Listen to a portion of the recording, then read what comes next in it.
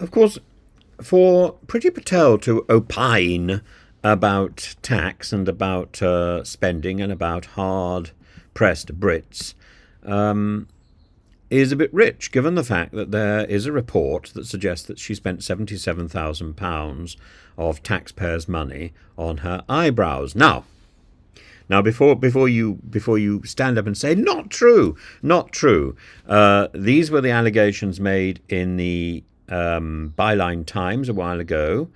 Priti Patel spent 77,000 of our money on, wait for it, her eyebrows and the rest. And the Home Office has countered this by saying that the spending was conducted in accordance with agreed policies, justified and properly scrutinised. But it didn't elaborate.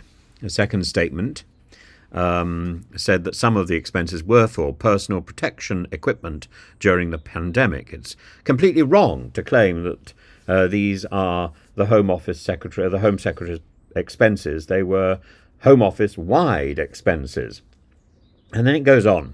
The social media posts noted that £864 was spent on a hair salon called Hair, There and Everywhere, while £77,269.40 was spent on SP Beautiful Brows. This is denied. Instead, it was used to, quote, buy hand sanitizer and PPE at the height of the pandemic, when it was not possible to buy it elsewhere, because presumably Matt Hancock had already bought up all the companies selling hand sanitizer. There was £5,419.90 spent at Primark, £849.50 spent at Sports Direct, apparently used to buy basic clothing for asylum seekers who would not have had appropriate clothing when arriving in the UK. £849.50 when you're spending £8 million a day on putting asylum seekers in hotels when they could be encouraged to go to work. I know an asylum seeker who came to the UK and has been in a hotel in various locations and has now been told that he's about to get permission to work.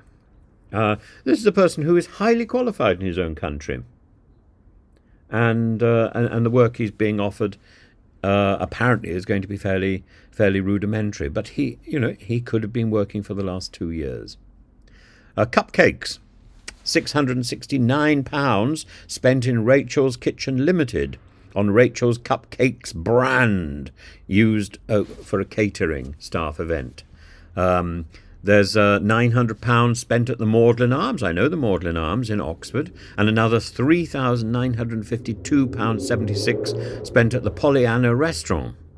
A further £1,040.69 spent at the Folkestone Garden Centre. The Pollyanna Restaurant is some sort of undisclosed location abroad used for training of international delegates. That means nothing. And we're told that the pub in Oxford was used as a training venue for staff. The Folkestone Garden Centre was hired for mental health, growing daisies or something. Electronics, £2,022.46 was spent at the Neptune Tirana, an electronics store in Albania. It's not an electronics store that I'm aware of. £919.80, but I am pleased that Priti Patel has been helping the Albanian economy. £919.81 was sent to Entertainment EB. These were used to purchase necessary technology to conduct operational activities. Not clear what those operational activities were, and not clear why they're confused with Priti Patel's eyebrows. There's a lot of fluff here, but not a lot of fact. And I think I'm more likely to believe that £77,000 was spent on on Priti Patel's eyebrows. I wonder how much money has been spent on Suella Braverman's personal appearance. Is it the same amount? There's also money apparently spent on some sort of dietician.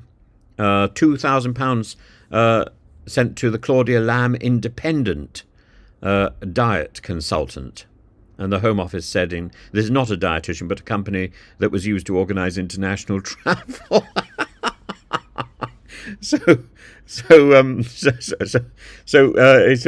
we want a Claudia Lamb Independent dietitian, we can arrange independent travel there. This is madness, utter madness. And I would you believe the Home Office or would you believe Byline Times?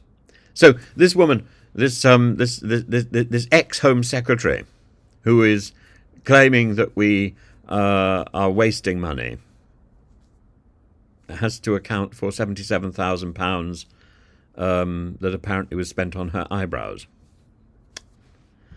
Well, there we are.